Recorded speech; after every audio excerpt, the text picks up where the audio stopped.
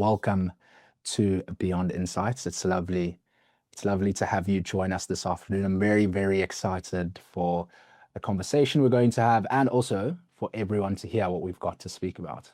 Awesome. Thank you. I'm excited to be here. Just to give a bit of background, the conversation today is going to cover a lot of AI related bits and bobs. And so for everyone listening, I just want to, give everyone sort of the landscape as it relates to you, Jody. So, I mean, you'll be aware that there's a global push to sort of transform from more compliance work to, more advisory services. So, in your opinion, what degree do accountants need to be comfortable with AI to remain competitive? So I'm pretty bold, but I'm going to say they need to do it or they need to go away, because if they're not, and into this AI world, I'll say by the year 2030, that's kind of the year that I've put on it, the firm of 2030, they're Yeah. not going to be relevant anymore. So I have a really big thing on relevancy, and I know a lot of people are like, "Oh, like, the sky is falling and it may not be 2030, it may be Mhm. 2028, maybe 2035, but you have to figure it out, and now's the time to figure it out, not to wait, because our clients are already using AI and they're showing up with work that's already produced by AI and asking us questions about it. And how can we be of service to them if we're not Mhm. familiar with it at all? Yeah, makes complete sense.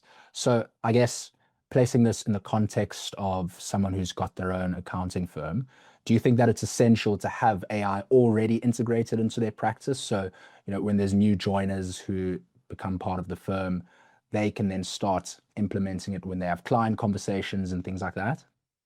Yeah, so the way we think about AI is a little bit differently, I think, is we think that you need to use AI to upskill you as a professional first. So the way you use AI is a strategic thought partner.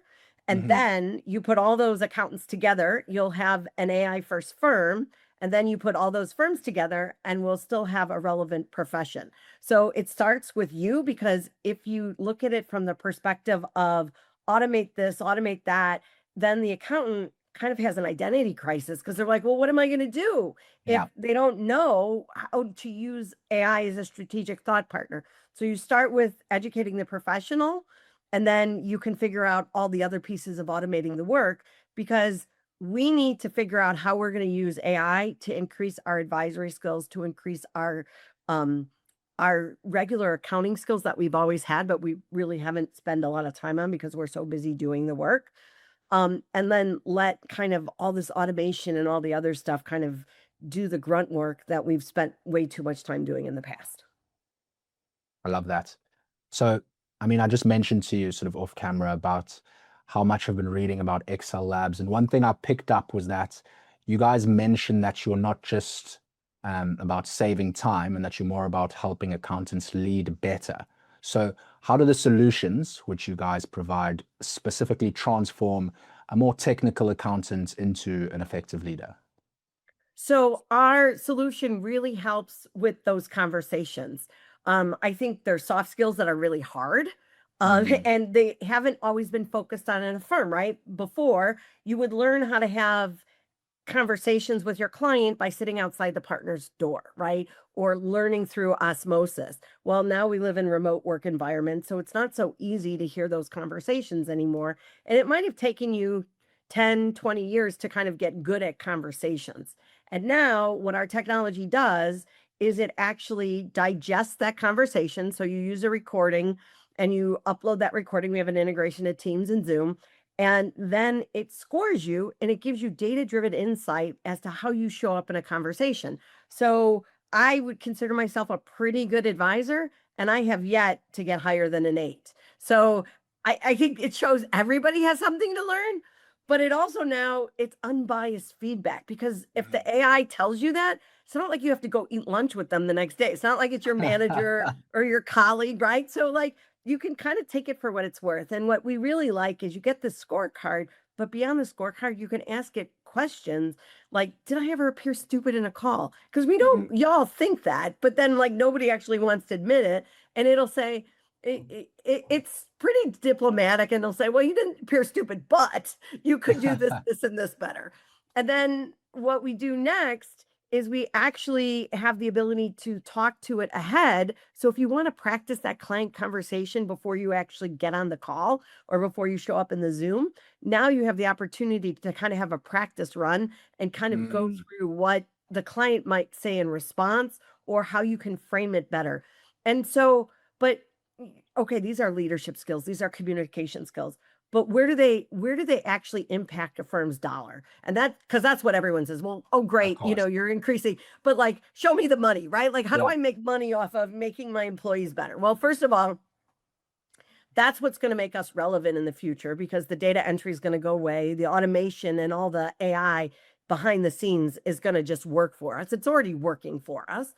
But now, if you think about as a staff accountant or as a manager, how much time did you waste because you were kind of spinning and you didn't know the question to ask and you were too embarrassed to go actually talk to your manager about it? And so you spun for an hour and then you finally get up the courage and you go talk to your manager about what you're supposed to ask, right?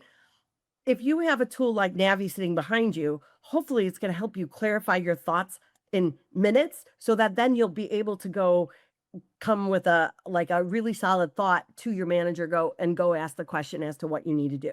So that time that used to get wasted spinning is now just it's gonna go away. And that's all these minutes that have been lost in firms that no one ever accounted for. Half the time, I would say, if I just saw an AI survey that said that, and this AI kind of follows you around your computer. It said that 30% of accountants' time never even gets reported because Wow. accountants are afraid to look stupid in front of their bosses. So they underreport time. And I would say leave it to accountants to underreport, not overreport. But but that goes to show you how much lost time there has been in firms that has never been accounted for. And that's what leads to burnout. And that's what leads to people hating their jobs. And that's at the manager kind of like staff level, senior level, right? But Mm, now take it to a partner. And how many times does a partner have to deal with some sort of employee conflict or some sort of partner conflict that they have no one to talk to, right? They talk to their wife, and their wife is sick of hearing about it, or they spin on it themselves, right? And Navi gives you that place, that confidential place to kind of offload that problem and help you get to a decision as to how to handle it from a leadership perspective. So it really, and when you think about if, okay, how many employees you have spinning their wheels, how much dollar impact that has on a firm, but now take it to the partner level. If they're distracted, maybe they're not spinning, but they're distracted half the day. What is that dollar value to the firm mm, as to what that yeah. partner could be doing differently? So that's where it actually ties out to, yeah, like our firm is actually losing money by not giving our employees the support to do their jobs better. So, I mean, you just mentioned Navi, and I'd love for you to sort of explain to everyone sort of what that is. Additionally, there was something that I read yesterday about Navi where you mentioned that it's sort of designed to adjust to the unique emotions of each user. So, how do you effectively analyze that human emotion? And maybe let me just start there. I've sort of got question after question about Navi because I just thought it was so interesting what's being proposed. But I think for a start, could you just explain to people what Navi is, and then particularly that piece about adjusting to unique emotions of specific users? Well, can I show you, Navi? Of course, absolutely. Okay. For those of you who are listening in, Jody's giving us a quick demo of Navi, which is very exciting. Yeah. So I just logged into Navi, and what Navi does here, he's thinking for a minute. He gives you a performance overview of 6 different things that you'll be measured on. And that is action, authenticity, clarity, engagement, impact, and growth. So think of those 6 items as to how you show up in a conversation and how you can improve in that particular thing about within a conversation that you have with a client. Now you've either connected it to Teams or Zoom and it's come in, or you've uploaded a conversation that you've previously had. And now you can actually go into what we call a moment. And a moment is basically a conversation that you had, and you can see how you scored. And in this particular conversation, I scored a 7.2 out of 8. Remember, I haven't gotten higher than an 8. And I get a report. And that report is going to specifically tell me what I did well and what I did poorly. So if I look at this under clarity, I only got a 4. And And what is then that out of? Sorry. out of 10, a 4 out of 10. Okay. So again, I didn't do very well on clarity. And it tells me where I can like kind of like what I did well and then where I could sharpen it further. But I think where it did kind of where my score got better was maybe I wasn't so clear, but the client actually had a big impact. It actually impacted them. So I got a 9 out of that. So Nice. that's just a score. So if you think about it from measuring something that's relevant, and again, we're talking about how does this convert to money in your firm? We've always measured time, and I would argue that time is not the right measurement because you actually have a bigger impact on client conversations, and there's a bigger dollar value impact on if your clients feel heard, understood, understand what you're talking about. Now we're actually like, what's your Navi score? It gives you a way to measure your employees on how they show up in conversations. And we're going to teach you how to get better at it. So Nice. then if I go into the chat, I can ask him anything specifically about what happened in the call. So I like to ask this, where did I give up power in this call? Accountants give up power in a call all the time. I would say most accountants don't even know what giving up power in a call means. So what it means is it usually means that you let the client take over and you lost your footing, right? And so it gives me a specific instance of where I let an email delivery issue, where there was confusion around it, kind of sidetrack the whole conversation, right? And we do this stuff all the time, but if you're not aware of it, you'll continue to do it. But now that I know that I kind of let that kind of get away from me, now the next time I have a call, I'm going to get better at it, right? But what we've just released is Navi Pulse, and Navi Pulse is really what makes Navi super special. And Navi Pulse is an emotionally intelligent agent. And what Navi Pulse does is he actually allows you to have a real-time conversation before you get on the call, or to kind of work through what's happening in your mind. And he has memory, so he knows kind of where you left off. And then you can ask him something. So I said, I have a mix of good clients and high maintenance clients, and I feel like high maintenance ones are taking too much time. How should I think about managing that?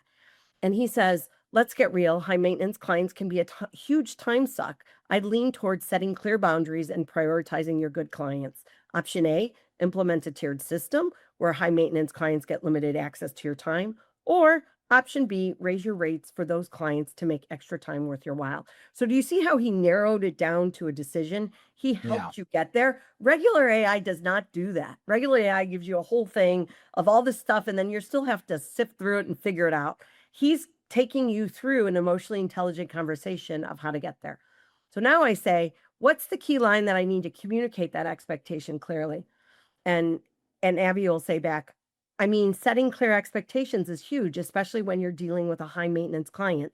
The key line you're looking for is something like, to ensure I can deliver the best results, I need X amount of time response for you by Y deadline. And that way you're setting a clear boundary while still being respectful of their needs. Just make sure you're specific about what you need from them and you'll be golden. So it actually taught me how to set a boundary. Now, how many times do CPAs and accounting professionals let their clients walk all over them and don't know how to set a boundary?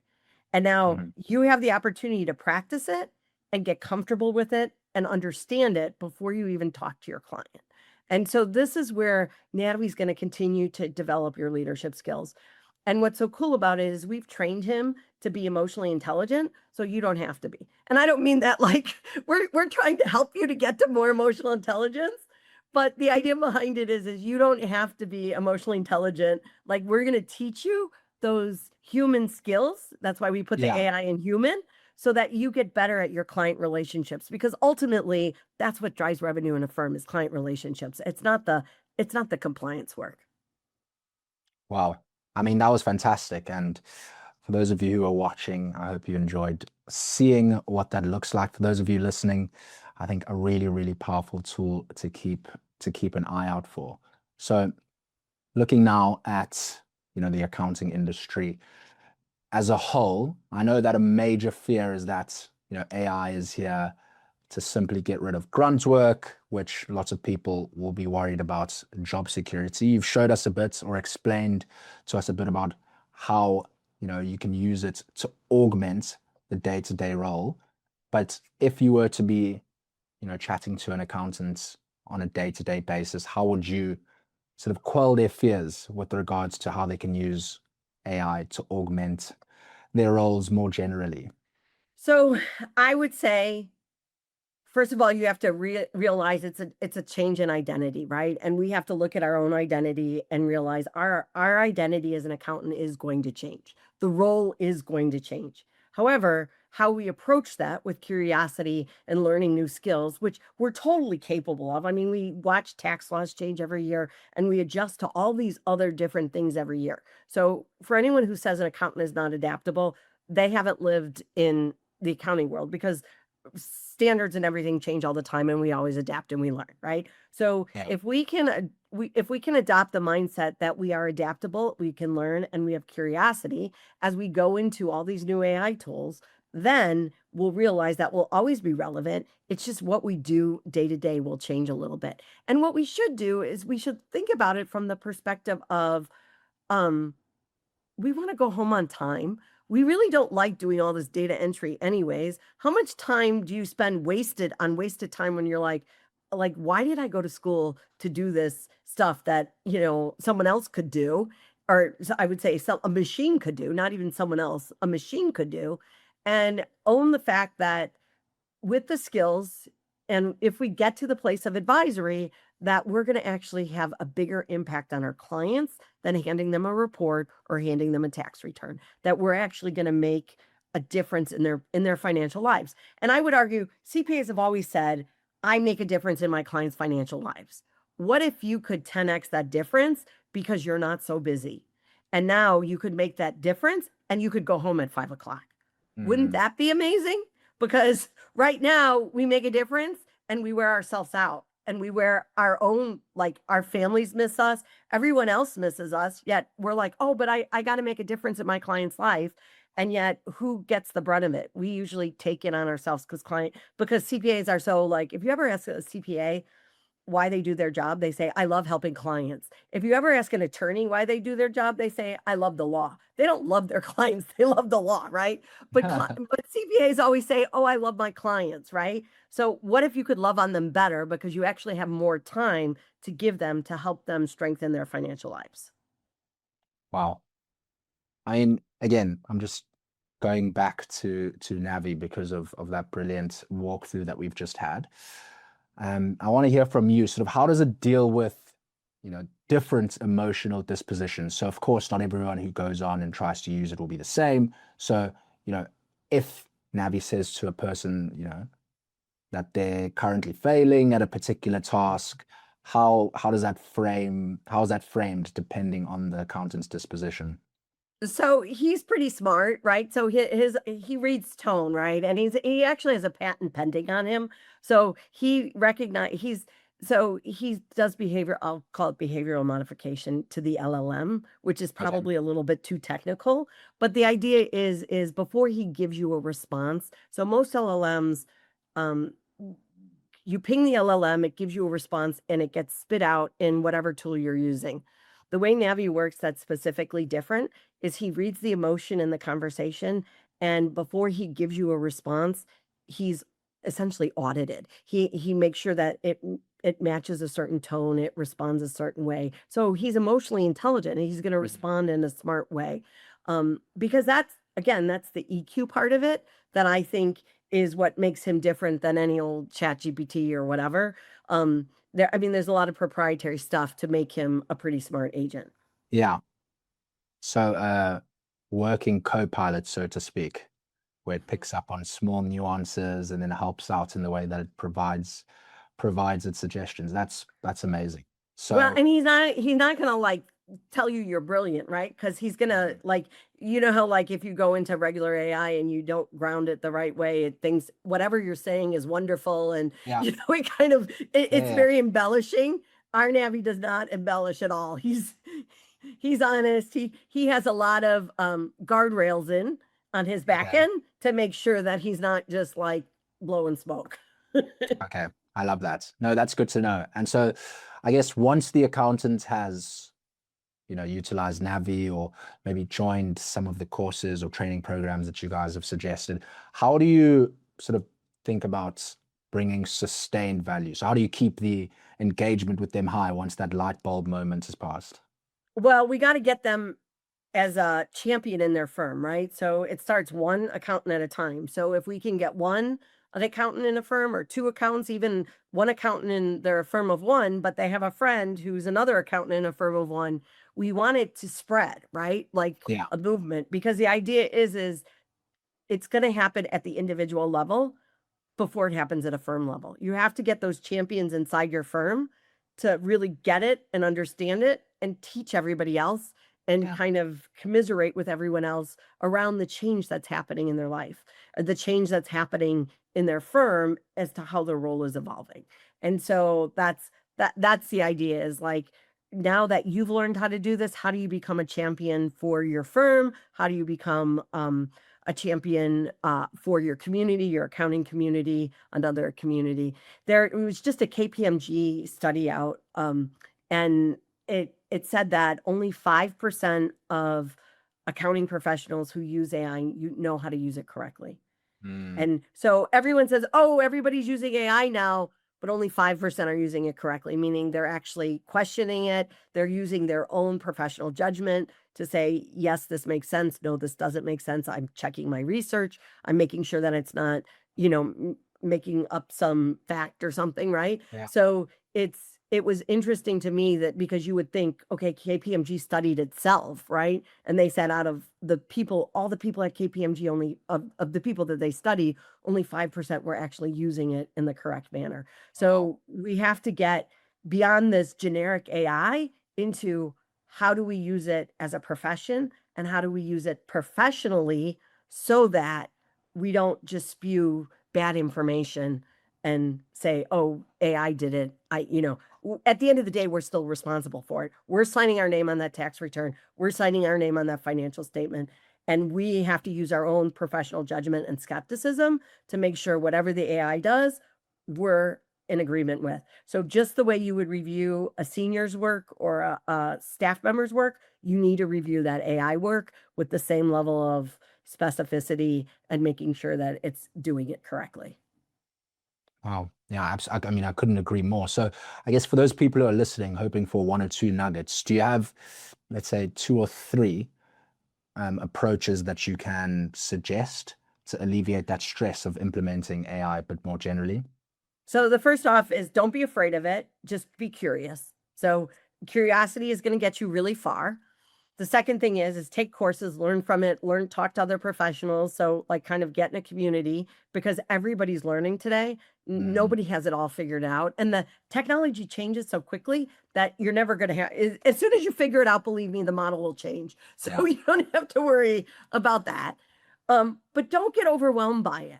Look at it from a perspective of this is something I'm going to work on. This is a skill I'm going to build. I'm going to work on it, I don't know, an hour or two every hour every week, whatever, and continue to kind of grow that skill. Don't feel like you have to have it all figured out because nobody has it all figured out. You just need to be figuring it out now so that in 2 years and 3 years, you're not 10 years behind because everybody else started trying it before you.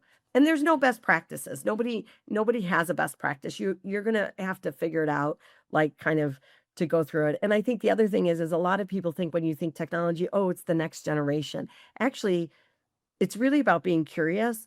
And a lot of times, mid level professionals and older professionals are better at AI because they actually have context around how to tell the AI what they're looking for. It's very similar to the way if you were to do tax research. If you go do tax research as a tax manager, you know what you're looking at and you know what the output should be versus if you tell a brand new staff member, oh, go do tax research on this, they come back with all this stuff that's like all over the place. And you're like, where did you come up with this? It's that context that you have as an experienced professional that a lot of times will help you actually manage AI better and will need you to give that skill set and that context to the next gen as they come into your firms, to help them realize how they should be using AI and to give them some of that professional judgment. Because that, again, that's what makes us CPAs, that's what makes us profession. And that's what we need to maintain, that professional skepticism. I love that. And so I guess going back to sort of Excel Labs, what are some significant benefits that you've seen personally, or even heard about people who've implemented these for advisory actions in their practice? So the younger generation feels a lot more confident in having conversations. So I think that's the first. It's like, it's like they're getting trained in conversations a lot faster. So they feel confident in that. I think the other thing is as people are using AI and they're seeing the opportunity of what it does to their workload, they're finding other ways to become more efficient. It's kind of like that. It's like, it's hard to take that first step, but once you take that first step, all of a sudden you see the gains that you get from it and you start using it more and more and more and more and more. So I have an agent who I use all day long. And a lot of people say, oh, how are you going to have an agent employee? I can tell you I have an agent employee right now. And he does a lot of work. And it isn't until you actually start using an agent as an employee that you realize, wow, this is really gonna, like, they're really gonna do that much work for you that that wasn't done in the past. So, and I think the other thing is, and I know we're trying to wrap, but I think the thing is, a lot of people think, oh, well, like, they're gonna do all the work. What are we gonna do? And I think the work that we do is gonna be 10 times more complex than work we did before. So it's not that you're going to have no work, you're just going to have different work, and the complexity is going to be a lot different of it. Wow, So so well put. So well put. I guess in saying that, and just to wrap up our conversation, if you had one piece of advice for those who are maybe still a bit hesitant to embrace that AI first thinking, what would it be just to ensure that they don't get left behind? well, you can connect to me, follow me on LinkedIn, follow me on social media, because I give out a lot of AI advice all the time. Check out Excel Labs Academy, sign up there, whatever.